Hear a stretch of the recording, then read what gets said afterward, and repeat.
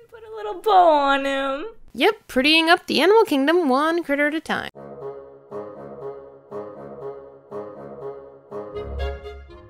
Looney, why are you... Yeah, I don't want to talk about it. Well, in that case, I'll just get ready for a video about Star versus the Force of Evil.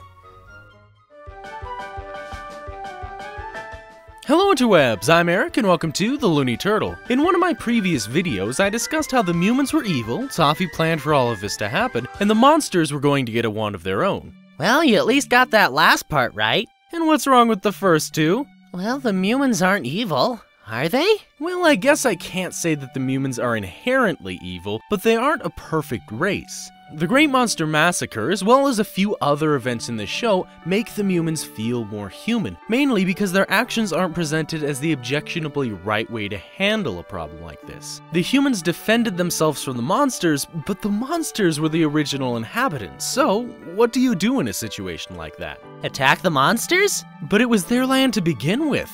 Then give them their land back? Where are the Moomins supposed to put their farms then?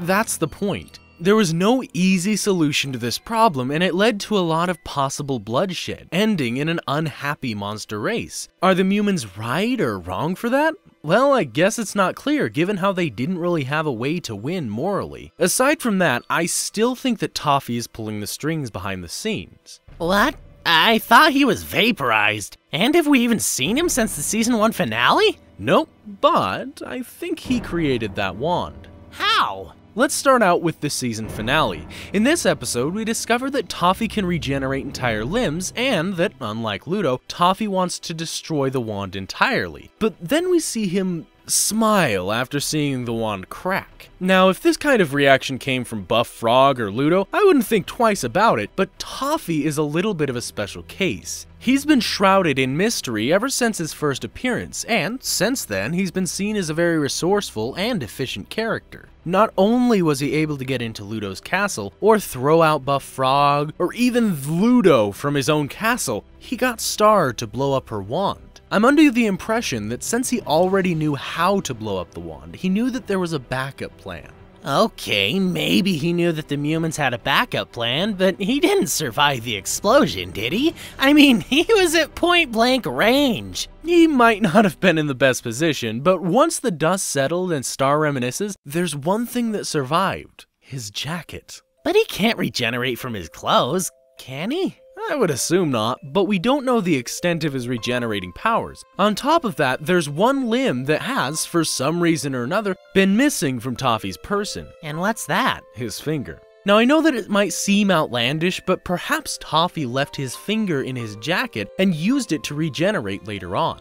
But why would he need to regenerate? Before the season finale, Ludo's wand didn't exist. What? Of course it did. We saw a shard at the end of the episode, not a wand. Well, maybe it just formed into a wand. Possibly, but what powers it? That horse? But he went into Star's wand. How does that travel to another wand? The shards are connected? Perhaps, but for me, the more feasible option is that Toffee used the shard to make Ludo's wand. How? I'm not exactly sure on the details, but after the explosion, he could have regenerated from his finger, found the shard in the rubble, and did whatever voodoo magic you have to do in order to make a wand. But then why was Star in the middle of the forest, and couldn't he have just given Ludo the wand? Yeah, but then Ludo wouldn't have discovered how to fend for himself. Why does he need to do that? Because beforehand, he was just a pampered rich kid that didn't care much for the other monsters. What makes you say that? Well, my talkative little buddy, in season 1, Ludo had servants and a self-interest in getting the wand. He didn't set out to get revenge for the massacre or repentance for the way that the monsters were treated. He just wanted to put on his big boy pants. It was only after he lost everything that he was able to fight a spider, command a bird, and learn how to get his own food. Rather than having the wand just handed to him like his castle, his pillows, and even his army, he had to learn how to fend for himself. Ludo ended up losing everything before he could earn what he really wanted. But why would Toffee want that?